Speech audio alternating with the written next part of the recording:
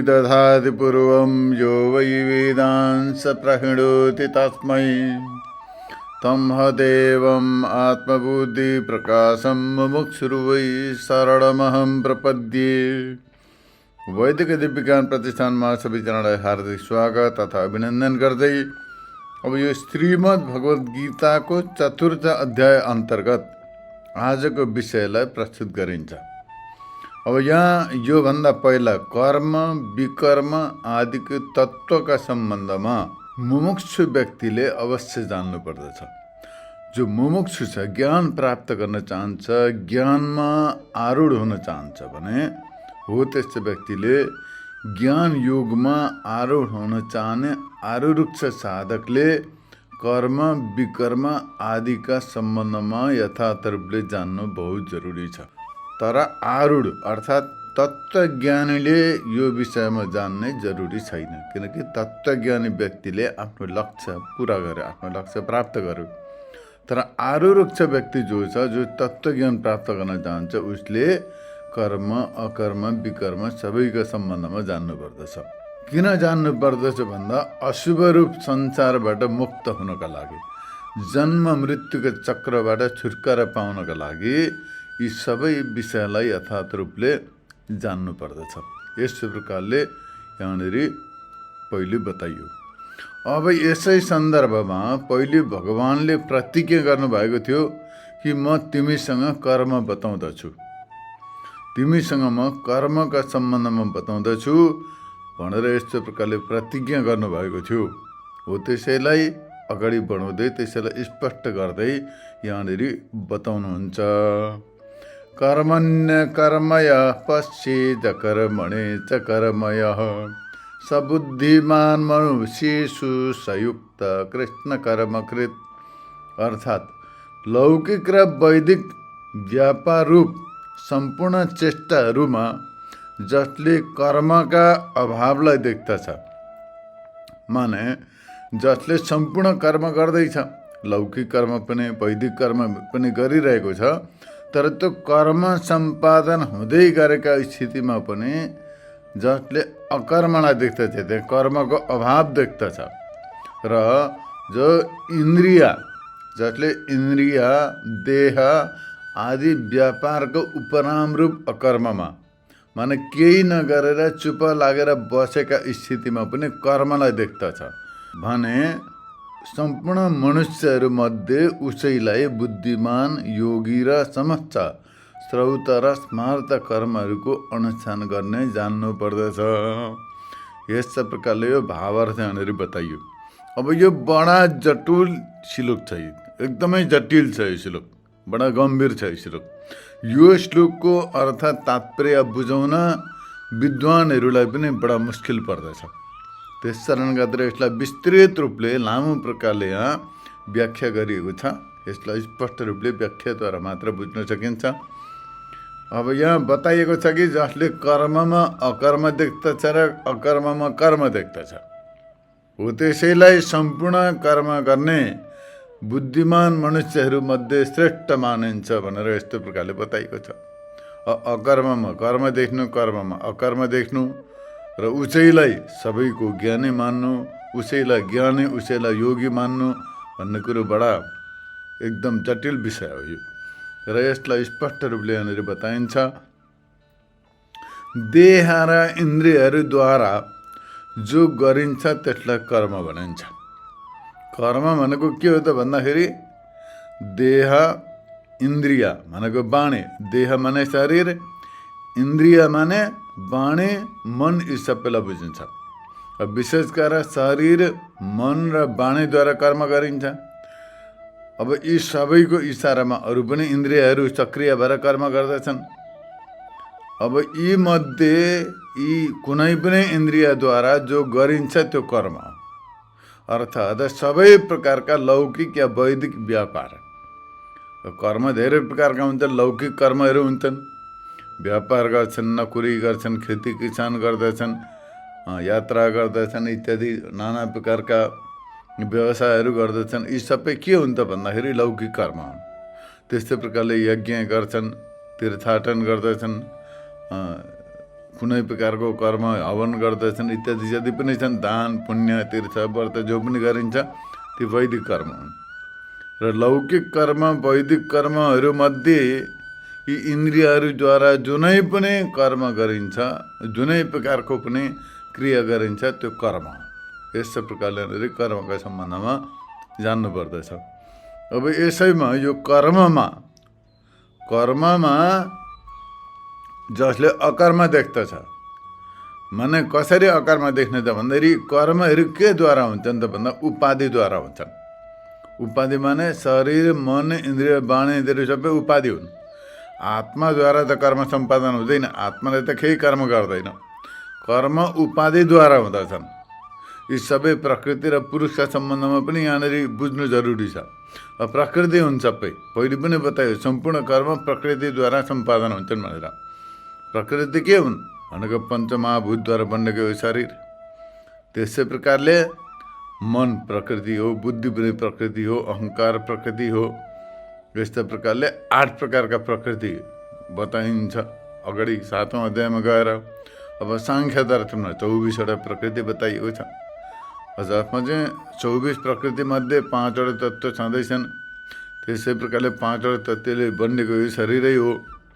5 ज्ञानेन्द्रिय, 5 कर्मेन्द्रिय, 5 प्राण गर्दाखेरि 20 भयो। मन बुद्धि चित्त अहङ्कार गर्दा 24। यस्तो प्रकारले यिनीहरूद्वारा कर्म सम्पादित हुन्छन्। त्यो 25औं तत्त्व यिनीहरूको सबैको साक्षी जो आत्मा चैतन्य छ त्यसले त केही कर्म गर्दैन, त्यसले त कुनै कर्म गर्दैन। तर अब यो हर कसैलाई कहाँ ज्ञान हुन्छ, यो विषयमा ज्ञान हुँदैन नि। सबैलाई कर्म त मैले गरेँ भने जस्तो हुन्छ। ज्ञानीहरूले पनि विद्वानहरूले मैले भन्छन्, तर त्यो चाहिँ उपाधिलाई लिएर भनेका हुन्। तर जसलाई उपाधिको पनि ज्ञान छैन, उपहितको पनि ज्ञान छैन, सिधा म भन्ने अर्थ आउँदैछ त्यसमा। शरीरलाई नै म मानेर हिँड्दछन् भने त्यस्ता अज्ञानी व्यक्तिहरूले त उपाधिद्वारा गरेको कर्मलाई नै मैले गरेको भन्ने हुन्छ। तर ज्ञानीमा यस्तो प्रकारको भ्रम हुँदैन। उनीहरूले कर्ममा माने यी उपाधिद्वारा गरिएका चेष्टा मात्रामा कर्म देख्दछन्। तर आत्माको यथार्थ ज्ञान भएका कारणले गर्दाखेरि आत्माले त कुनै कर्म गर्दैन। त्यस कारणले गर्दाखेरि आत्माको यथात्मा, आत्माको वास्तविक स्वरूपलाई जान्ने त्यसका विद्वानले त्यो आत्मामा कर्मको अभाव देख्दछन्। कर्मको अभाव देख्दछन्। आत्माले कुनै प्रकारको कर्म गर्दैन, केही गर्दैन। कर्म जति पनि छन् यी उपाधिद्वारा सम्पादित हुँदैछन्। तर आत्मामा कुनै प्रकारको कर्म छैन। मनुष्यको वास्तविक स्वरूप आत्मा हो, यथार्थ स्वरूप आत्मा हो। यस्तो प्रकारले जान्दछन् उनीहरूले। यस्तै प्रकारले अकर्ममा कर्म देख्दछन् भनेको मतलब अकर्म के हो भन्दा देह र इन्द्रियको व्यापार रहित अवस्थालाई जो अकर्म भनिन्छ। माने कोही व्यक्ति चुप्प लागेर बस्यो, जसलाई ज्ञान पनि छैन, अनुभव पनि छैन, चुप्प लागेर बस्दछ, म केही पनि गर्दिनँ, कर्म गर्दिनँ भनेर बस्दछ भने त्यसमा ज्ञानीहरूले कर्म देख्दछन्। किनकि उसमा त्यो चुप्प लागेर बस्ने पनि अभिमान छ उसमा। त्यो बस्दामा पनि उसले भले शरीरले चुप्प लागेर बस्योस्, तर मनले वाणीले केही न केहीले कुनै न कुनै कर्म गरिरहेको हुन्छ उसले। त्यस कारणले गर्दाखेरि उसलाई त्यो कर्तृत्व अभिमानयुक्त हुनुको कारणले गर्दाखेरि अज्ञानीमा कर्म ज्ञानीहरूले देख्दछन्। अनि ज्ञानीहरूले अज्ञानीको मौन अवस्थालाई पनि कर्ममा देख्दछन्। कर्म गर्दै गरेको हुँदै गरेको देख्दछन्। तर तत्त्वज्ञानी व्यक्तिले कर्म गरे तापनि उनीहरूमा अकर्म देख्दछन्। किनकि तत्त्वज्ञानी व्यक्तिलाई कर्तृत्व अभिमान हुँदैन, अज्ञानी व्यक्तिलाई कर्तृत्व अभिमान हुन्छ। यस्ता प्रकारले अकर्ममा कर्म, कर्ममा अकर्म भन्ने अर्थ यहाँनिर स्पष्ट हुन्छ। अब यसलाई अझै विस्तृत रूपले बुझ्नु बहुत जरुरी छ। अब यसै सम्बन्धमा यहाँनिर प्रश्न उत्थापन गरेर त्यसको निराकरण गरेको छ। प्रश्न चाहिँ कर्ममा अकर्मलाई देख्नु र अकर्ममा कर्म देख्नु, यो दुवै प्रकारको विषय जो हो सम्भव छैन।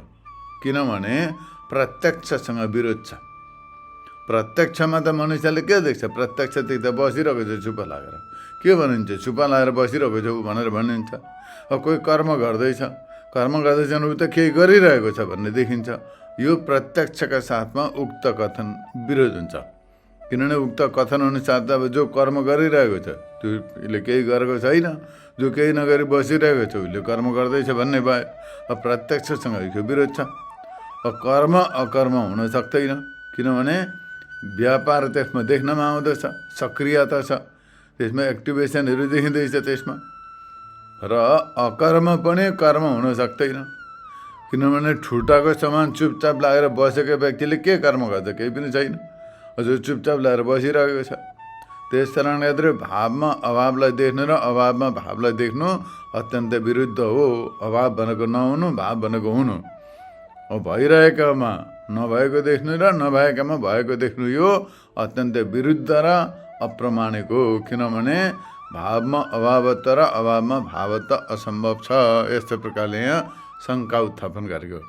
अब यसलाई समाधान गर्दै बताउनुहुन्छ, यस्तो प्रकारको शङ्का गर्नु उचित छैन, किनभने सूक्ष्म बुद्धिद्वारा विचार गर्दा, स्थूल बुद्धिद्वारा मोटा बुद्धिबाट हेर्दा त त्यस्तै देखिन्छ, ठिक हो, प्रत्यक्षसँग विरोध छ। तर यो मोटो बुद्धिले विचार गर्दा त्यस्तो देखिएको। सूक्ष्म बुद्धिद्वारा विचार गर्दाखेरि उक्त प्रकारका दुवै प्रकारका दर्शन युक्तियुक्त छन्। कर्ममा अकर्म, अकर्ममा कर्म जो बताइयो त्यो युक्तियुक्त छ, एकदम सही कुरो छ।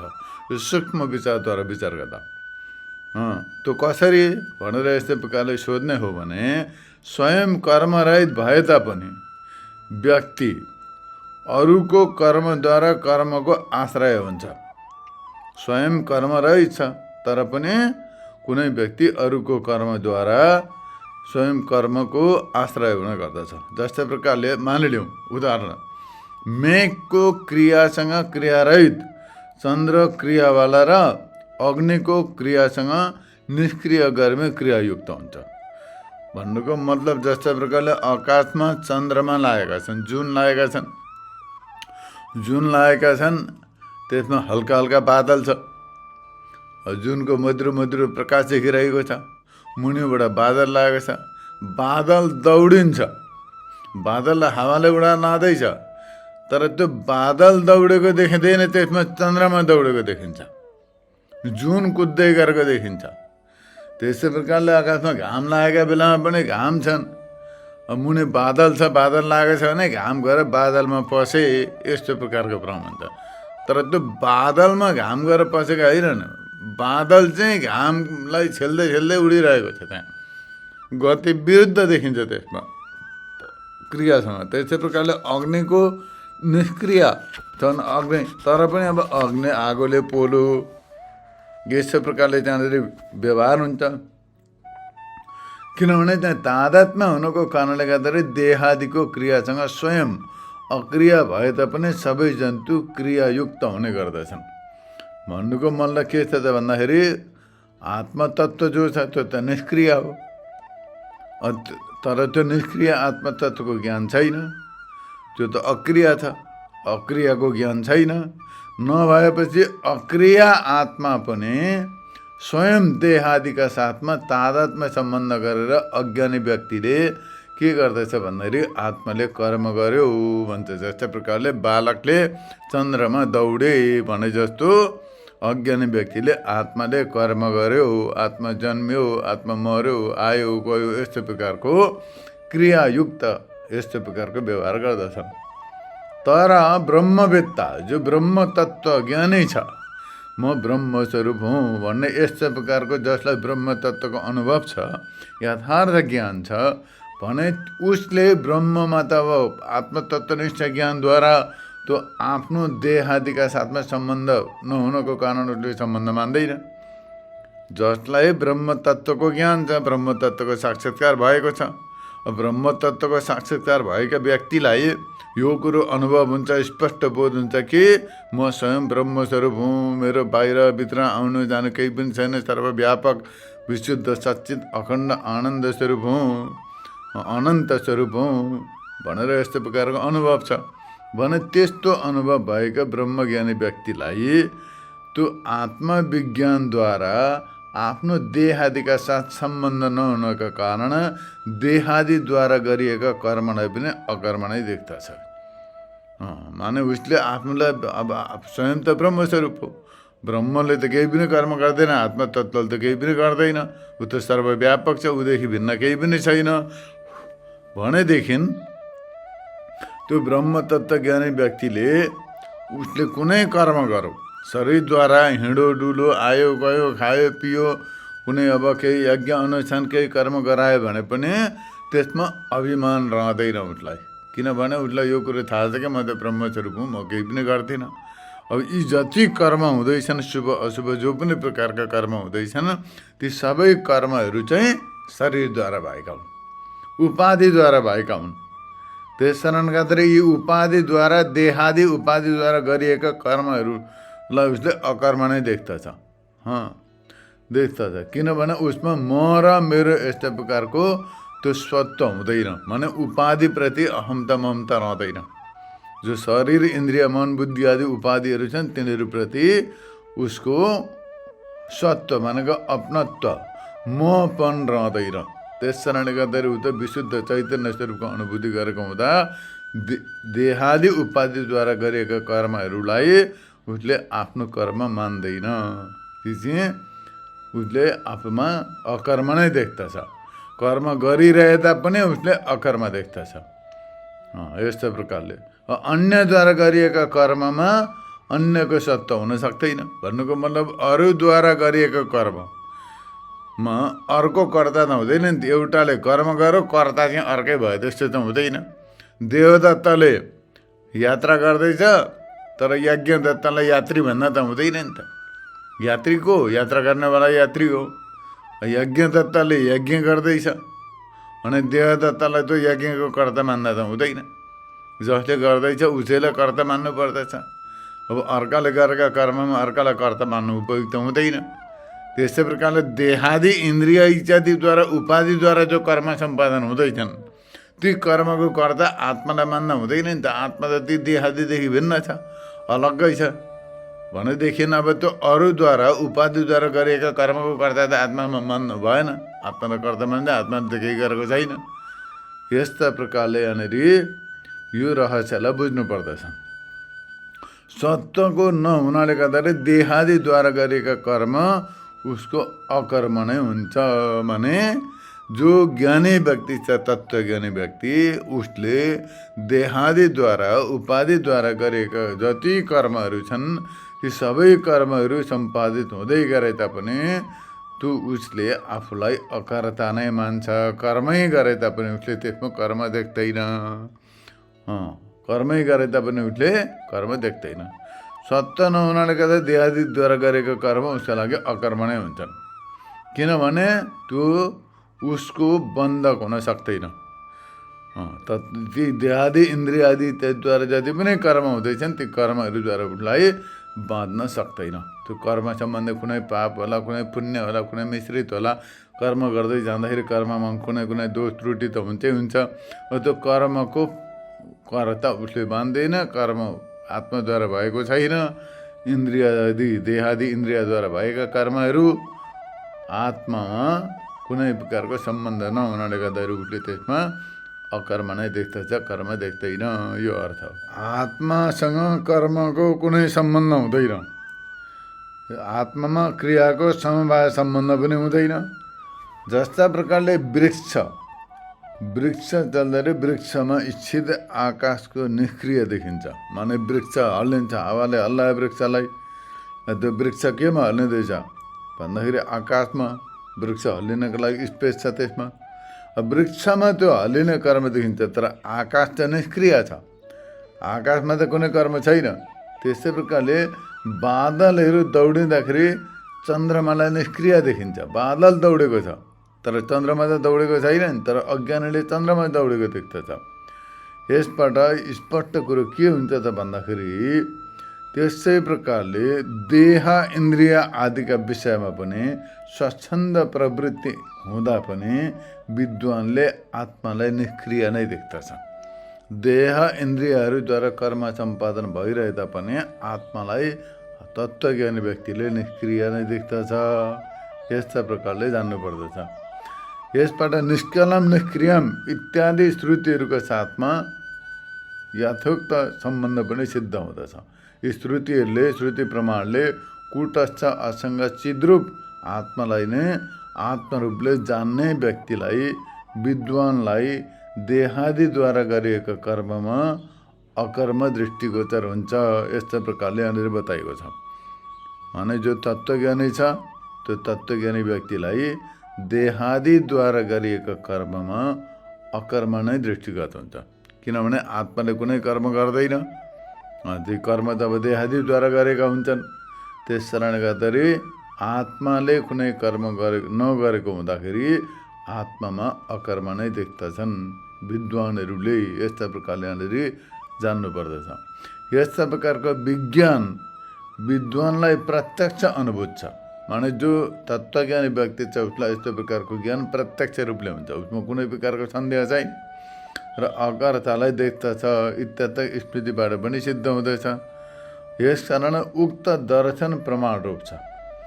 तर यस्तो विपरीत जो मूर्ख व्यक्तिहरू छन् उनीहरूले देहादिलाई आफ्नोमा अध्यास गरेर माने आफूलाई देहादी मान्दछन्। म शरीर हुँ, यस्तो प्रकारले आफूलाई शरीर मान्दछन् र त्यो शरीर मानेपछि त्यो शरीरद्वारा भएका कर्मको कर्ता पनि आफूलाई मान्दछन्, मैले गरेँ यस्तो प्रकारको। त्यसमा म चुपचाप सुखले बसिरहेको छु भन्दाखेरि शरीर चुपचाप लागेर बस्दा म चुप लागेर बसेको छु भन्छ। त्यसमा अकर्म देख्दछ। शरीर चुपचाप लागेर बस्दा शरीर सक्रिय हुँदा त्यसमा कर्म देख्दछ। अब यस्तो प्रकारको कर्म दुःख पुर्याउनेवाला हुन्छ। यस्तो प्रकारले सम्झेर देह इन्द्रियादि असुख रूप निरोधमा सुख बुद्धि गरेर त्यसको क्रिया नहुनमा उनीहरूले विश्वास गर्दछन्, त्यसैले अक्रिया जान्दछन्। भन्नुको तात्पर्य के हो त भन्दा अज्ञानी व्यक्तिको दृष्टि के हुन्छ भने यो कर्म गरिन्छ, त्यो कर्म हुँदैछ, यो कर्म दुःखको कारण हो र कर्म गर्दिनँ भने चुप लागेर बसिरहन्छ। तत्त्वज्ञान छैन, स्वरूपको ज्ञान छैन, कर्म नगर्नु नै सुखी हो भनेर चुप लागेर बसिरहन्छ। त्यसैलाई चुप लागेर बस्नुलाई नै अकर्म मान्दछ, शरीरद्वारा गरिएको कर्मलाई कर्म मान्दछ। तर त्यसको विपरीत छ नि त विद्वानहरूको दृष्टि। विद्वानले कर्मै गरिरहे तापनि त्यो कर्ममा अकर्म नै देख्दछ, किनकि आत्मामा कुनै कर्म छैन, आत्माले कुनै कर्म गर्दैन, आत्मस्वरूप हो आफ्नो, त्यसमा कुनै कर्म गर्ने छैन। तर चुप लागेर बस्नुमा पनि उसले अब यदि अज्ञानी व्यक्ति छ, कर्तृत्व अभिमान छ भने चुप लागेर बस्दैन, त्यसमा नै कर्म देख्छ, अकर्ममा नै कर्म देख्दछ। यस्तो प्रकारले यहाँनिर बताइएको छ। जसरी धुड सवार माने घोडामा चढेर दौडिने व्यक्तिले घोडा उभिएपछि आफूलाई उभिएको ठान्दछ। हुन त ऊ त दौडेको थिएन, घोडा दौडिँदै थियो। अब घोडा दौड्ने त म दौडिँदैछु भन्ने मानो, उभिँदा म स्थिर भएँ भन्ने मान्दछ। घोडा रोकेको थियो, ऊ त रोकेको थिएन, ऊ त पहिलेदेखि बसिरहेको थियो। त्यस्तै प्रकारले सूर्यलाई पनि उसले बादल माथिबाट दौडिँदै गरेका देखिन्छन्। हुन त सूर्य दौडेका हुँदैनन्, तर पनि सूर्यलाई दौडेको देख्दछ। यस्तै प्रकारले अब त्यो स्थिर भएको बादल जो छ, चल्दै गरेको बादल, त्यसलाई एक ठाउँ बसेको देख्दछ। त्यस्तै प्रकारले विद्वानले देख्दैन। विद्वानको दृष्टि सूक्ष्म हुन्छ, अत्यन्त सूक्ष्म दृष्टिले विचार गर्दा विद्वानले वास्तवमा के हो भन्ने कुरो, देह आदिको व्यापार उपरामलाई उसले कर्म देख्दछ। माने कुनै व्यक्ति चुपचाप लागेर बसिरहेको छ भने तत्त्वज्ञानका दृष्टिमा ऊ चुप लागेर बसेको हुँदैन, उसले केही न केही गरिरहेको छ। बाहिरी क्रिया गरेको छैन, तर भित्रभित्र केही गरिरहेको छ। उसले प्लान बनाइरहेको छ, केही बनाइरहेको छ, केही सोचिरहेको छ, विचार गरिरहेको छ, हो त्यसो छ। जस्तो प्रकारले जसमा कसैले मुठी बाँध्यो, त्यो मुठी बाँध्यो भने त्यो मुठी त बाँध्यो, बाहिर त काम त गरेन, तर त्यो मुठी बाँध्नु रूप बाँधिने रूप भित्री क्रिया त छ त्यसमा। जो मुठी बाँधेर रहेको छ त्यो बाँधिने रूप भित्र क्रिया त छ त्यसमा, बाहिर क्रिया नभए पनि भित्र क्रिया छ। यसै प्रकारले त्यो मुठी बाँधेर राख्ने रूप भित्र जो क्रिया छ, भित्र क्रिया विद्यमान छ त्यसमा। जसरी आँखा बन्द गरेर कसैले आँखा बन्द गर्दाखेरि बाहिरका रूपहरू त देखेन, बाहिरका क्रियाहरू त देखेन, तर पनि त अब आँखा बन्द गर्दा त्यो आँखा झिम्किनु, पलक मिच्नु, त्यस्तै प्रकारले भित्र त अब केही न केही देखिरहेको छ। उसले भित्रभित्रै मनमा नै अन्धकार केही देखिरहेको हुन्छ। त्यस्तै प्रकारले कुनै व्यक्तिले म केही गर्दिनँ यस्ता प्रकारले चुपचाप लागेर अवस्थामा बस्ने प्रयत्न गर्दछ, बाहिरबाट केही गर्दैन, देह इन्द्रिय आदिलाई बाहिरबाट सबैबाट स्थिर गरेर केही नगरिकन चुपचाप लागेर पनौटी हानेर एकदम ध्यान मुद्रामा बसे तापनि त्यसमा क्रिया छैन, उसले केही गरेको छैन भन्न मिल्दैन। उसले केही नगरिकन बसेको छु भन्छ भने त्यो पनि सम्भव हुँदैन, किनकि त्यो भित्र कर्ताको आग्रह रूप मानसिक क्रिया विद्यमान छ त्यसमा। त्यो बसेकै अभिमान छ उसमा, म बसिरहेको छु भने त्यसको कर्तृत्व उसमा विद्यमान छ। अब भित्र आग्रह रूप क्रिया नहुँदा बाहिर हात आदिको निरोध हुँदैन, हुन सक्दैन। र सर्वथाको सिद्धि पनि का लागि मनको व्यापारको अधीन इन्द्रियहरूको क्रिया पनि हुन सक्दैन। इन्द्रियहरूको निग्रह रूपमा माने इन्द्रियलाई रोक्नु रूप क्रियाद्वारा नै देह निश्चल भइरहेको छ। यदि त्यो छैन भनेदेखि त देहको चल्नु, चटपटाउनु इत्यादि, इन्द्रियहरूको चल्नु चटपटाउनु इत्यादि क्रियाहरू भइरहन्छ। यसकारण मूर्खका दृष्टिद्वारा त त्यो अकर्म छ, त्यहाँ चुपचाप लाएर बसेको छ, केही गरेको छैन। तर ज्ञानीका दृष्टिमा त्यहाँ अकर्म छैन। ज्ञानीका दृष्टिमा त त्यहाँनिर केही न केही कुरो गरिरहेको छ, उसले केही न केही गरेको छ। अज्ञानीका दृष्टिमा चुपचाप लाएर बसेको छ, अब केही गरेको छैन चटपटाइकन। तर ज्ञानीका दृष्टिमा त्यसलाई अक्रिया मानिँदैन, त्यसलाई क्रिया नै मानिन्छ, केही न केही गरिरहेको छ। यसकारण अकर्ममा कर्म दर्शन अविरुद्ध र प्रमाणिक हो। जस्ता प्रकारले अब अरू उदाहरण दिन सकिन्छ। ट्रेनमा बसेको मान्छे चाहिँ ट्रेनमा यात्रा गरेर ट्रेन चल्दैछ जाँदैछ, तर डाँडा काँडा वरिपरिका फुलखुट्टीहरू सबै कुदेको देखिन्छ त्यसमा। अज्ञानी व्यक्तिले भन्छ हेर डाँडा काँडा कुदेका, फुलखुट्टी कुदेका भनिरहेको हुन्छ त्यसमा। त्यसै प्रकारले अब ट्रेन रोकिन्छ, ट्रेन रोकिँदाखेरि गाडी रोकिँदाखेरि सबै स्थिर हुन्छन्, त्यति बेला भन्छ सबै रोकियो भनेर। त्यहाँ अकर्ममा कर्म देखिरहेको छ। अब त्यहाँ फुलखुट्टी कुदेको छैन, डाँडा काँडा घुमेको छैन, त्यहाँ अब ऊ कुद्दैछ, ट्रेन कुद्दैछ। अब ट्रेन कुदेको त देखेको छैन उसले, तर त्यो डाँडा काँडा स्थिर बसेको छ नि त्यसमा चाहिँ उसले क्रिया देख्दैछ। त्यो अज्ञानी व्यक्तिको यस्तो हुन्छ दृष्टि। त्यस्तै प्रकारले अब ज्ञानीले सूक्ष्म दृष्टिले विचार गर्दछ आत्मा कर्ता भोक्ता रहेछ, तर त्यसलाई जसले कर्तृत्व भोक्तृत्वको आरोप गरेर त्यसमा कर्ता मान्दैछन् त्यो कर्म भयो। भले उसले चुप लागेर बसे तापनि, तर विद्वानले कर्म गरे तापनि जसले अब त्यो कर्तृत्व भोक्तृत्व रहित आत्माको अनुभव गरेर कर्तृत्वको आग्रह भोक्तृत्वको आग्रह राख्दैन, कर्तृत्वको अभिमान छैन भने उसले कर्म गरे तापनि हो कर्ता हुँदैन, त्यसमा कर्म देखिँदैन। यस्ता प्रकारको एक प्रकारको यहाँनिर सारांश अर्थलाई बुझियो। अब भावमा अभाव दर्शन र अभावमा भाव दर्शन युक्त हुँदैन, अर्को पक्ष छ। यो बताइयो सो युक्त छैन, किनभने देहका चेष्टामा भावत्व भए तापनि त्यो बन्धक होइन, अत अभावको समान नै हो। अत त्यसमा कर्मका अभावको दर्शन उपयोगी हुनाले भावमा अभाव दर्शन उपपन्न छ। अब यहाँनिर भाव भनेको हुनु, अभाव भनेको नहुनु, यो अर्थ हो। यहाँनिर पहिले शङ्का उत्थापन गरेको थियो, त्यसैले निराकरण गरेर यो बताइएको हो। भावमा अभाव दर्शन र अभावमा भाव दर्शन युक्त छैन भनेर जो बताएको थियो त्यो ठिक छैन, किनभने देहका चेष्टामा शरीरका चेष्टामा भावत्व भए तापनि त्यो बन्धक छैन, अत अभावको समान नै छ। अत त्यसमा कर्मको अभावको दर्शन उपयोगी हुनाले गर्दाखेरि त्यसमा भावमा अभाव दर्शन उपपन्न छ। चुपचाप बस्नु अवस्थान रूप अकर्ममा पनि उक्त रीतिले कर्म दर्शन हुन सक्दछ। अत अकर्ममा कर्मको दर्शन उपपन्न छ, युक्तयुक्त नै छ। यसकारण यसमा कुनै विरोध छैन। अब यहाँनिर अब अर्को शङ्का उत्थापन गरेर फेरि बताउनुहुन्छ, यदि शङ्का हुन्छ कसैलाई कि विद्वानको कर्ममा अकर्म देख्नुभूत भविष्यत र वर्तमान सबै कर्महरूबाट छुटकारा पाउनमा हेतु, अत जन्म आदिको निवर्तक हुनाले गर्दाखेरि त्यसलाई त उसको गर्नु नै पर्दछ, परन्तु अकर्ममा कर्म दर्शनको प्रयोजन छैन।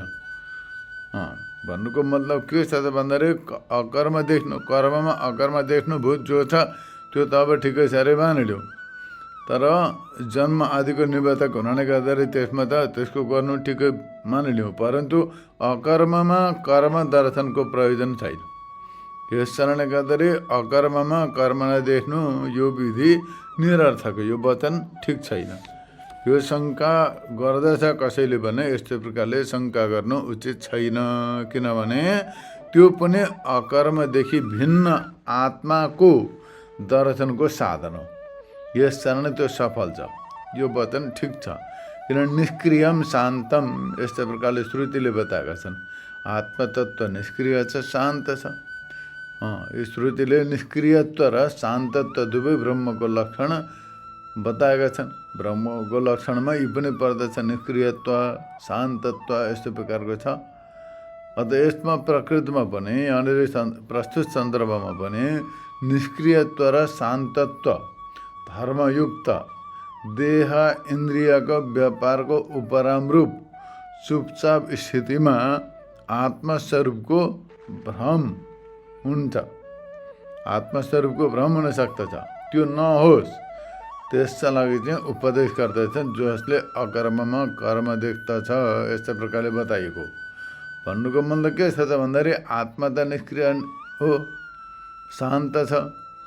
अब त्यो प्रकृतिमा जो प्रसङ्गमा निष्क्रियत्व र शान्तत्व जो धर्मयुक्त देह इन्द्रियका व्यापारका उपरामरूप चुपचाप स्थितिमा आत्मस्वरूपको भ्रम हुन सक्दछ। किनभने शरीर पनि चुपचाप लाएर बसिरहेछ, केही गरेको छैन, त्यसमा पनि त्यो भ्रम हुन सक्दछ। त्यस कारण गर्दा यहाँनिर जसले अकर्ममा कर्म देख्दछ भनेर यस्तो प्रकारले बताइएको भने त्यो चुपचाप लागेर बसेका स्थितिमा पनि कर्म नै देख्दछ। यहाँनिर कर्मको समान अकर्ममा पनि औपाधिक पुरुष तन्त्र र दृश्य हो। जो अकर्म जो छ त्यो पनि कर्मको समान अकर्म औपाधिक हो र पुरुष तन्त्र हो र दृश्य हो। त्यो पनि यस्तो प्रकारको विचार गर्नाले सक्रिय छ। त्यो पनि यस कारण अनात्मा नै हो त्यो, जो त्यसको द्रष्टा छ त्यही आत्मा हो। यस्तो प्रकारले जान्नु पर्दछ। त्यो सबैको द्रष्टा हो नि त, सबैको साक्षी। चुपचाप लागेर बसेको पनि साक्षी, क्रियाको पनि साक्षी। आत्मा चैतन्य त सबैको साक्षी हो। यसो सूचना गर्नका लागि नै उपदेश गरिएको हो, जसले अकर्ममा कर्म देख्दछ।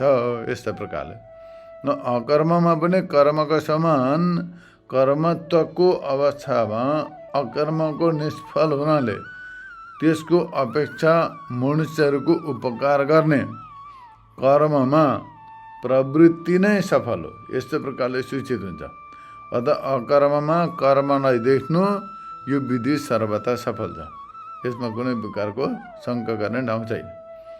अब यसै सन्दर्भमा फेरि अर्को शङ्का उत्थापन गरेर बताउनुहुन्छ। अकर्ममा कर्म देख्नु र कर्ममा अकर्म देख्नु यो दुवै प्रकारको क्रिया, दुवै प्रकारको विषय एउटै व्यक्तिमा सम्भव हुन सक्दैन, किनभने ती परस्पर विरुद्ध छन्। यसकारण यो दुवैको एकैको आश्रय कसरी हुन सक्दछ, दुवैको आश्रय एउटा कसरी हुन सक्दछ, विकल्प वस्तु हुन सक्दैन। यस्तो प्रकारले सब द्वैतको मिथ्या देख्ने विद्वानहरूले देह र इन्द्रिय आदिलाई मिथ्या हुनाले गर्दाखेरि तिनीहरूमा आश्रित कर्म पनि मिथ्या हो। यस्तो प्रकारले बताएका छन्।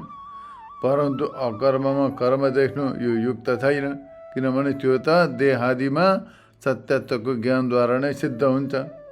देहादिको सत्यत्व हुँदा त देहादिको आश्रित अकर्ममा सत्यत्व र त्यसमा कर्मत्व सिद्धि हुन्छ। र यस्तो प्रकारको सिद्ध भएपछि त कर्ममा अकर्म देख्नु सिद्ध हुन सक्दैन, किनभने यसको कारण त मिथ्यात्व ज्ञान हो। यस्ता प्रकारले परस्पर विरुद्ध दुवैको एक पुरुष अधिकरण हुन सक्दैन, अनि एउटै व्यक्ति दुवैको आश्रय हुन सक्दैन। यसकारण दुवैको आश्रय भिन्न भिन्न पुरुष हुनुपर्दछ। यस्तो प्रकारले बताउनु भनेर यस्तो प्रकारले शङ्का गर्नु ठिक छैन, किनभने विद्वानको दुवैमा मिथ्यात्व दर्शन विवक्षित छ। विद्वानले तत्त्वज्ञानी व्यक्तिले दुवैमा मिथ्या दर्शन गर्दछ। यस्तो छ। जस्तो प्रकारले देह इन्द्रिय आदि र तिनीहरूका कर्ममा मिथ्यात्व देख्नुहुन्छ, त्यस्तै प्रकारले तिनीहरूको अव्यापारमा पनि मिथ्यात्व नै देखिन्छ। देह इन्द्रिय आदिद्वारा जो कर्म हुँदैछन् ती पनि मिथ्या हुन्। जो देह इन्द्रिय आदिको जो अकर्म छ त्यो पनि मिथ्या हो। कर्म अकर्म दुवै मिथ्या हो, कुनै पनि सत्य होइन वास्तवमा। सूक्ष्म दृष्टिले विचार गर्दा, तत्त्व दृष्टिले विचार गर्दाखेरि त्यसमा पनि केही पनि छैन। किनभने दुवैको अविद्याको कार्यरूप देहको आश्रय हुनको कारणले गर्दाखेरि एक अवस्थी रूप नै हो। किनभने जसद्वारा कर्म हुँदैछन् ती पनि सत्य होइनन्, ती अविद्याका कार्य हुन्, मायाका अविद्याका कार्य हुन्, देह इन्द्रिय सबै। भने तीद्वारा मायाका कार्यरूप उपकरणद्वारा सम्पादन हुने कर्महरू पनि सत्य होइनन्, अकर्म पनि सत्य होइनन्। जो माया नै सत्य होइन, अविद्या नै सत्य होइन भने त्यसमा असत्य माया असत्य अविद्याका कार्यरूप देह इन्द्रियहरूद्वारा गरिएका कर्म अकर्म कसरी सत्य हुने? यस्ता प्रकारले यहाँनिर बुझ्नु पर्दछ। यस्तो थिएन भने त भेद दृष्टि हुनुको कारणले गर्दाखेरि अशुभदेखि संसारदेखि मोक्ष सम्भव हुन सक्दैन, मोक्ष नै असम्भव हुन्छ। अर्थात् कर्म र अकर्म दुवैमा, कर्म र अकर्म दुवै मध्ये एवं तिनको आश्रयमा पनि मिथ्यात्वको नै निश्चय गरेर तिनीहरूको अधिष्ठानभूत निष्कल निष्क्रिय शान्त अनन्त अखण्ड आनन्दैगर परब्रह्मलाई यो म हुँ यस्तो प्रकारले आत्मस्वरूपले जानेर जसले त्यसै स्वरूपमा स्थित रहन्छ भने त्यही अशुभदेखि मुक्त हुँदछ। योदेखि अन्य प्रकारका आत्मालाई देख्नेवाला व्यक्तिको मुक्ति हुँदैन। माने जसले यी सबैको आश्रय स्वरूप एक अद्वितीय ब्रह्म चैतन्यलाई, ती सबैको अधिष्ठानभूत निष्कल निष्क्रिय शान्त आनन्द अखण्ड आनन्दैकर परब्रह्मलाई नै आफ्नो स्वरूप जानेर त्यसैमा स्थित रहन्छ, उही मुक्त हुँदछ। स्वरूपले त्यसमा स्थित रहने व्यक्ति नै मुक्त हुन्छ, अशुभदेखि मुक्त हुँदछ। यस्तो भिन्न प्रकारले द्वैत भावले भिन्न प्रकारले जसले आत्माको कल्पना गर्दछ त्यसको मुक्ति हुँदैन। यसबाट यही सिद्ध हुन्छ कि दुवैको एकै आश्रय, कर्म अकर्मको आश्रय एकै हो, एकै आश्रय छ। भिन्न भिन्न पुरुषलाई यहाँनिर आश्रयको कल्पना गर्नु उपयुक्त हुँदैन। जसबाट यी भूत उत्पन्न हुन्छन् यस्तै प्रकारले श्रुतिले बताएका छन्। जसबाट यी भूत प्राणीहरू उत्पन्न हुन्छन् यसरी श्रुतिले बताएका छन्। यसमा यस शब्दको अनेक पल्ट प्रयोग गरेको हुनाले गर्दाखेरि बोधक सौकर्यका लागि हो, माने सुकर गर्नको लागि, माने सुलभ बनाउनको लागि सरलीकरण गरेर सरल प्रकारले यहाँनिर प्रस्तुत गरेको छ। त्यसै प्रकारले प्रकृतिमा पनि बोधको सौकर्य भनेको सुबोध बनाउनका लागि नै यस शब्दको प्रयोग गरेको। भेदको सिद्धिका लागि होइन। यो सन्दर्भबाट कुनै भेद सिद्ध हुँदैन। सबुद्धिमान यस्तै प्रकारले चौबुद्धिमान व्यक्ति भने त्यहाँ तत्शब्दको द्वारा उपसंहार गरेको छ। एकैको यहाँनिर व्यक्तिको उल्लेख गरेको छ, भिन्न भिन्न व्यक्तिको उल्लेख गरेको छैन। यस्तै प्रकारले जस कसैले शास्त्रद्वारा, आचार्यद्वारा, युक्तिद्वारा र अनुभवद्वारा कर्ममा अकर्म दर्शन र अकर्ममा कर्म दर्शन गर्दछ त्यही मनुष्यहरूमध्ये सबै शास्त्रहरूमा अधिकृत विद्वान हो, आत्मतत्त्वज्ञ हो र ऊ योगी हो। संयुक्त भनेको त्यही योगी हो। त्यही कृष्ण कर्मकृत भनेको सबै प्रकारका श्रौत र स्मार्त र अन्य पुण्य कर्महरूको कर्ता पनि उही हो। यस्तै प्रकारले यहाँनिर जान्नु पर्दछ। यस्तै प्रकारले जो शास्त्रद्वारा अब यो तत्त्वलाई कसरी जान्ने, यो आत्मतत्त्वको अनुभूति कसरी गर्ने भनेको पहिला शास्त्रको अध्ययन श्रवण मनन गर्नु पर्यो। आचार्यको मुखारविन्दबाट युक्तिद्वारा मनन गर्नुपर्दछ र अनुभव गर्नुपर्दछ। र यस्तै प्रकारले अनुभव गरेपछि एक अद्वितीय ब्रह्म चैतन्यको साक्षात्कार हुन्छ। त्यसमा अध्यासित सबै प्रकारका कर्महरू, सबै प्रकारका जगत नाम रूपात्मक प्रपञ्चहरू पनि मिथ्या सिद्ध हुन्छन्। त्यति बेला कर्ममा अकर्म, अकर्ममा कर्म दर्शन गर्दछ। त्यस्तो प्रकारले जान्ने ज्ञानी व्यक्ति नै मनुष्यहरूमा, सबै शास्त्रहरूमा अधिकृत बुद्धिमान हो, आत्मतत्त्व ज्ञानी हो, त्यही योगी हो, त्यही सबै कर्म गर्ने हो। यस्तै प्रकारले श्रौत स्मार्त र अन्य पुण्य कर्महरूको कर्ता पनि हो। यस्तै प्रकारले जान्नुपर्दछ।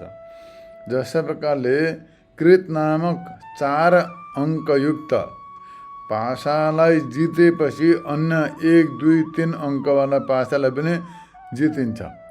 त्यसै प्रकारले प्रजाहरूले जुन साधु कर्म गर्दछ त्यही सबैलाई प्राप्त हुँदछ।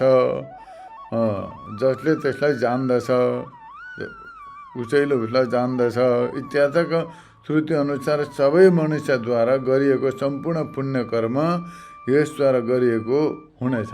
यस्तो प्रकारको भाव हो। भन्नुको मतलब जसले यस्तो प्रकारले तत्त्वको साक्षात्कार गर्दछ, तत्त्वको अनुभव गर्दछ भने त्यो तत्त्वज्ञानी व्यक्तिलाई सबै कर्मको, सबै पुण्यको फल प्राप्त हुँदछ। अरूद्वारा गरिएका पुण्यको कर्मको फल पनि उसलाई प्राप्त हुँदछ, पुण्य प्राप्त हुँदछ। उसले भलै स्वयं केही गरेन भने अरूद्वारा गरेका पुण्यको फल पनि उसलाई प्राप्त हुँदछ। यस्तै प्रकारले अथवा किम कर्म यति, कर्म के हो र अकर्म के हो, यो श्लोकको व्याख्याको अन्तिम भाग यहाँनिर लेखिएको छ। अशुभ रूप संसारबाट तिमी मुक्त हुनेछौ। यस्तो प्रकारले कर्म र अकर्मको तत्त्वलाई ठिक जानेर तिमी मुक्त हौ। यस्तो प्रकारले तिमी मुक्त हुनेछौ। यस्तो प्रकारले पहिले बताइएको थियो। त्यो परमात्मालाई जानेर मृत्युको अतिक्रमण गर्दछ। श्रुतिले बताएका छन्। कसले चाहिँ मृत्युलाई जित्दछ भन तमैव विदित्वा मृत्युमेति भनेर। भन्नुको मतलब जसले त्यो परम तत्त्वलाई जान्दछ उसैले मृत्युलाई तर्न सक्दछ, मृत्युलाई जित्न सक्दछ, अतिक्रमण गर्न सक्दछ। इत्यादि श्रुतिबाट आत्मज्ञानद्वारा नै मुक्ति हुन्छ, यो जानिन्छ। कर्म र अकर्मको तत्त्वज्ञानबाट मुक्ति हुन्छ। यस्तो प्रकारले सुन्नमा आउँदैन। अत यसो यदि शङ्का हुन्छ भने त ठिक छैन। किनभने यद्यपि आत्मज्ञानद्वारा नै मुक्ति हुन्छ, तर पनि तब विद्वान पुण्य र पाप दुवैलाई नष्ट गरेर इत्यादि श्रुति वाक्य पनि छ।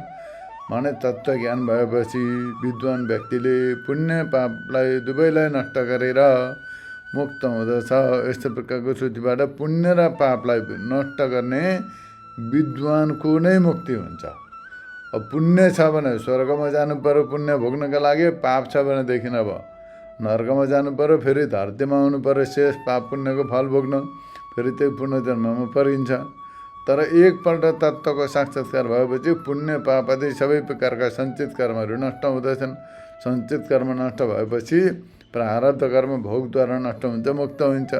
यसकारण मुमुक्षुले कर्मादिको तत्त्वज्ञानद्वारा जन्म आदिको हेतुभूत कर्म आदिबाट मुक्त हुनुपर्दछ। भन्नुको मतलब मुमुक्षु व्यक्तिले कर्मादिको तत्त्वज्ञान, कर्मादिको रहस्यलाई जान्नुपर्दछ। कर्म अकर्म विकर्म सबैलाई जान्नुपर्दछ। त्यसलाई जानेर फेरि आफ्नो स्वरूपको साक्षात्कार गर्नुपर्दछ। फेरि वेदान्तको महावाक्यको श्रवण गरेर आफ्नो स्वरूपको साक्षात्कार गर्नुपर्दछ। त्यो स्वरूपको साक्षात्कार गरेपछि मुक्त हुँदछ। कर्मको रहस्यलाई जानेपछि कर्ममा सुधार हुन्छ। कर्म सुधार भएपछि अन्तःकरण शुद्ध हुन्छ। अन्तःकरण शुद्ध भएपछि ज्ञानको अधिकारी हुन्छ। ज्ञानको अधिकारी भएपछि ज्ञानको श्रवण गरेपछि तत्त्वज्ञान हुन्छ। तत्त्वज्ञान भएपछि मुक्त हुँदछ। यस्तो प्रकारले कर्म आदिको तत्त्वपूर्वक जान्नु पर्दछ भनेर बताइएको। कर्मण्यपि बुद्धव्यम भनेर पहिले बताइएको थियो। यस्तै प्रकारले अब अगाडि छ शास्त्रमा कर्तव्य रूपले बताइएको कर्म पनि स्वर्ग आदिको प्राप्तिको हेतु हो। शास्त्रमा जो पुण्य कर्म बताइएको छ नि, त्यो पुण्य कर्म पनि स्वर्गलोक आदि प्राप्तिको कारण। सकाम कर्महरू जो छन् उनीहरूको तत्त्वपूर्वक जान्नु पर्दछ। यथा रूपले मुमुक्षु व्यक्तिले जान्नु पर्दछ। त्यसको विरुद्ध दुर्गतिको हेतु विकर्म निषिद्ध कर्मलाई पनि जान्नु पर्दछ। त्यस्तै प्रकारले अनर्थको हेतु अकर्म भनेको अश्रद्धापूर्वक विहित कर्म नगर्नु, त्यो अकर्मलाई पनि जान्नु पर्दछ। सबैलाई जान्नु पर्दछ। अब यसै कसैलाई शङ्का होस् कि अब चलनात्मकम कर्म, कर्म चलन क्रियारूप हो इत्यादि कर्मस्वरूप बोधक वाक्यबाट प्रतिपादित क्रियारूप चलन नै कर्म हो भनेर बताइएको छ। फेरि त्यसमा के ज्ञातव्य छ त्यो भनेर यस्तो प्रकारले शङ्का गर्नु युक्त छैन। किनभने कर्म अकर्म र विकर्मको तत्त्व मूढ व्यक्तिले जान्दैन। मूर्ख व्यक्तिले कर्म अकर्म र विकर्मको रहस्यलाई जान्न सक्दैनन्। गहना कर्मको गति, कर्मको गति अत्यन्त गहन छ। यस्तो प्रकारले बताइएको छ। तर प्रकृतिमा कर्म शब्द विकर्म र अकर्मको पनि उपलक्षण हो। किनभने कर्मको कर्म विकर्म र अकर्मको यी तीनटै प्रकारको गतिको तत्त्वज्ञान यानी ठिक प्रकारले जानेर गुरुका उपदेशबाट त्यसलाई यस्तो प्रकारले जान्नु पर्दछ र त्यसलाई राम्रो प्रकारले बुझ्नु पर्दछ। यो ज्ञान अत्यन्त दुर्लभ छ, यसलाई जान्न पनि कठिन छ, यस्तो प्रकारले भनेर बताइएको छ। यथार्थ दृष्टिले विचार गर्दा कर्म अकर्म र विकर्म तथा आकाश आदि सम्पूर्ण प्रपञ्चको एक ब्रह्म नै अधिष्ठान हो। एक ब्रह्म तत्त्व नै सबैको अधिष्ठान हो, सबैको आश्रय हो। त्यो ब्रह्म तत्त्वलाई जानेपछि सबैको तत्त्व ज्ञान हुन्छ। त्यसमा कर्म अकर्म विकर्मको फाल्टु रहस्यलाई जान्ने जरुरत पर्दैन। एक ब्रह्म तत्त्वको ज्ञानद्वारा यद विज्ञाते सर्वम विज्ञातम भवति, सबै विज्ञात हुन्छ। यस कारण सबै भूतहरूमा स्थित आत्मालाई र आत्मामा स्थित सबै भूतहरूलाई यस्तो प्रकारले श्रुतिले बताएको छ। सर्वभूत समात्मानम सर्वभूतानि चात्मनि सम्पश्यन् ब्रह्म परम। अर्थात सबै भूतहरूलाई ब्रह्मलाई ठिक प्रकारले देख्दै यस प्रकारले श्रुतिले बताएका छन्। यी श्रुतिहरूबाट प्रमाणित तर पर र अवरको एकत्व दर्शन निश्चय संसार भ्रमको नाशक हो। अनि एकपल्ट ब्रह्म तत्त्वको अनुभूति भएपछि कुनै प्रकारको भ्रम शेष रहँदैन, सबै प्रकारका भ्रमहरू समाप्त हुन्छन्। यस्तो उपदेश दिएको छ। कर्मण्य कर्मया पछि इच्छाबाट जो उत्पन्न गरिन्छ त्यो कर्म हो, जो सम्पादित हुन्छ त्यो कर्म। अर्थात् ब्रह्मको कार्यभूत महतदेखि लिएर स्थूल पदार्थहरूसम्म सम्पूर्ण जगत सम्पूर्ण संसार त्यो कर्ममय नै। सारा जगतमा अकर्मलाई माने जहाँ कर्म विद्यमान छैन त्यो अकर्मलाई चाहिँ नै निष्कल निष्क्रिय इत्यादि श्रुतिबाट सिद्ध निष्क्रिय परब्रह्मलाई जसले देख्दछ, यस्तो प्रकारको प्रतीत नै सारा प्रपञ्चलाई जो ब्रह्मस्वरूप नै देख्दछ, यो भाव हो। यो अर्को अर्थ बताएको छ। कर्म र अकर्मको तात्पर्य यहाँ के छ त भन्दा कर्ममा अकर्म देख्नु र अकर्ममा कर्म देख्नु भन्नुको मतलब साराका सारा यो जगत उत्पत्ति हुँदैछ, स्थिति हुँदैछ, संहार हुँदैछ, परिवर्तन हुँदैछ, सबै हुँदैछ। यो सबै के हो भन्दा कर्म। अब यसमा ब्रह्म तत्त्व यो सबै केमा हुँदैछ? एक अद्वितीय ब्रह्म चैतन्यमा हुँदैछ। यो साराका सारा कर्मको अधिष्ठान आश्रय एक ब्रह्म चैतन्यलाई देख्नु, त्यसलाई जान्नु, कर्ममा अकर्म देख्नु हो। अब अकर्ममा कर्म देख्नु भनेको त्यो त कर्ममा यानी सारा जगतमा अकर्मलाई जानेर विद्यमान कर्मै छैन। एक अद्वितीय ब्रह्म चैतन्य छ, सर्वव्यापक छ, निष्कल छ, निष्क्रिय छ। हो त श्रुति सिद्ध ब्रह्मलाई देख्नु। यस्तो प्रकारले कर्ममा अकर्म देख्नु भयो। अब यस्तै प्रकारले अर्को के छ भने सबै कर्मको सबै प्रकारका प्रपञ्चको एक अद्वितीय ब्रह्म चैतन्य नै अधिष्ठान हो। सबै तत्त्वको जसलाई जानेपछि अरू जान्नु शेष रहँदैन। र यस्तो प्रकारले स्थित आत्मा र आत्मामा स्थित सबै भूतहरूलाई माने परलाई ठिक यस्तो प्रकारले देख्दै इत्यादि श्रुतिबाट प्रमाणित पर र अवर एकत्व दर्शन निश्चय संसार भ्रमको नाशक हो। यस्तो प्रकारले उपदेश कर्मण्य कर्मया पश्चित, यसो जो उत्पन्न गरिन्छ त्यो कर्म हो, अर्थात् ब्रह्मको कार्य हो। भूत महतदेखि लिएर ठुलो पदार्थसम्म सम्पूर्ण जगत यस्तो प्रकारले कर्ममय नै सारा जगतमा अकर्म एक अद्वितीय ब्रह्म चैतन्यको दर्शन गर्नु, कर्ममा अकर्म देख्नु। यस्तो प्रकारले यहाँनिर अर्को अर्थलाई पनि जान्नु पर्दछ। जगत सविशेष हो र परमब्रह्म निर्विशेष हो। अब यसमा एउटा शङ्का उत्थापन गरेर निराकरण गरिन्छ। साराका सारा जगत के हो भन्दा सविशेष हो, परब्रह्म परमात्मा निर्विशेष हो। अथवा दुवैमा गाय र घोडाका समान विलक्षणता छ, भिन्न भिन्न हुन्। अब यी विषयमा प्रश्न यो हुन्छ कि ब्रह्मदेखि विलक्षण विश्वलाई विद्वान व्यक्तिले ब्रह्मस्वरूप कसरी देख्दछ? गायलाई घोडाको समान अत्यन्तै विलक्षण त देख्न सकिँदैन। अब छ गाई त्यसलाई घोडा भन्नु त हुँदैन।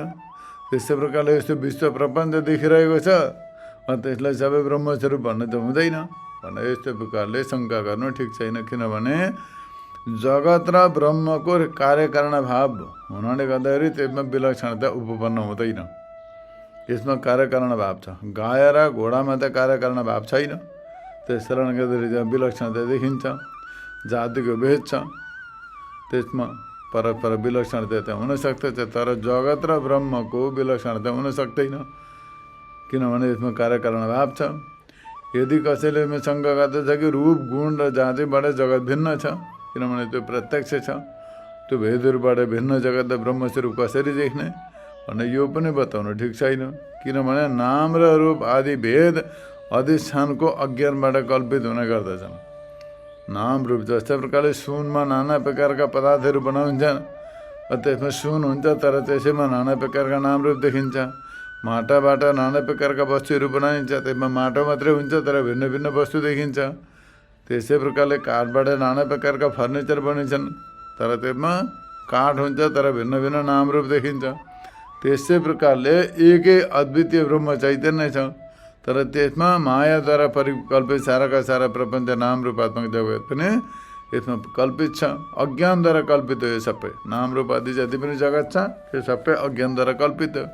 जसरी एकै जलमा तरङ्ग, फेन, बुदबुद आदि भेदको कल्पना गरिन्छ, त्यसै प्रकारले एकै भूमिमा घर, खेत त्यसै प्रकार आदिको कल्पना गरिन्छ।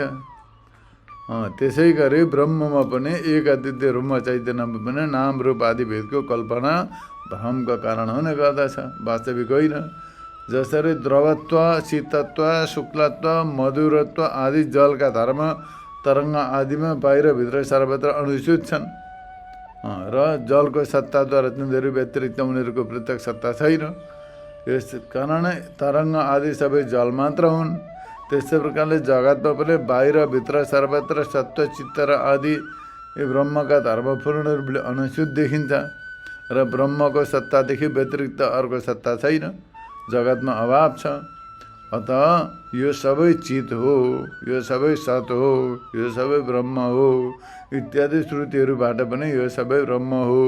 ब्रह्मको कार्य हुनाले माटाको कार्यभूत घडको मृत्युको समान यस्तो प्रकारले युक्ति पनि छ, यो सबै ब्रह्म नै हो।